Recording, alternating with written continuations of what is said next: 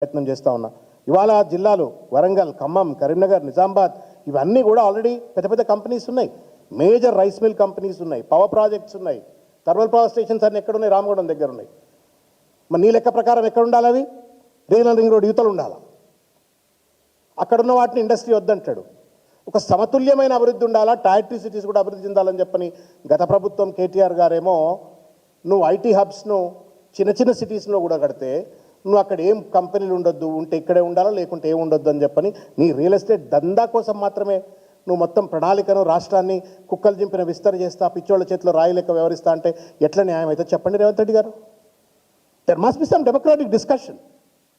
ఒక పాలసీని పట్టుకొచ్చినప్పుడు ఆ పాలసీ కాన్సిక్వెన్స్ అనేటువంటిది ఒక 100 ఏళ్ళు ఉంటుంది, ఒక 50 ఏళ్ళు ఉంటుంది. రాష్ట్ర అభివృద్ధికి సంబంధించిన అంశం ఇది, రాష్ట్ర ప్రజల భవిష్యత్ ఇది, తరతరాల యొక్క అభివృద్ధికి సంబంధించిన అంశం ఇది. ఇష్టం వచ్చినట్టుగా నువ్వు తలాతోక లేకుండా ఇవాళ పరిపాలన కొనసాగిస్తూ ఇవాళ రేవంత్ రెడ్డి గారు ఒక చిల్లర గేమ్లాడుతూ ఉన్నాడు. నేను ఇంకో విషయం చెప్పదలుచుకున్నా.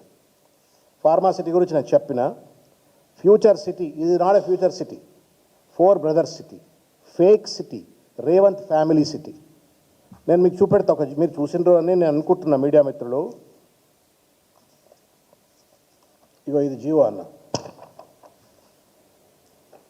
జియో నెంబర్ 69 12/3/2025 లాస్ట్ ఇయర్ మార్చ్లో వచ్చినటువంటి ఒక జియో ఇది. ఈ GO constitution of future city development authority for the development of future city area మొత్తం 765.28 స్క్వేర్ కిలోమీటర్స్, అంటే దగ్గర దగ్గర 2 లక్షల ఎకరాల భూమి ఇది. మనమేమనుకుంటున్నాం ఫ్యూచర్ సిటీ అంటే ఫార్మా సిటీ, ఆ రావిరాల ఆ చుట్టుపట్ల ఉన్నటువంటి ఒక ఎకరాల భూమి అనుకుంటున్నాం. మొత్తం మీద 2 లక్షల ఎకరాల మీద కన్ను పెట్టిండు రేవంత్ రెడ్డి గారు. దీని చైర్మన్ ఎవరు తెలుసా? రేవంత్ రెడ్డి గారే.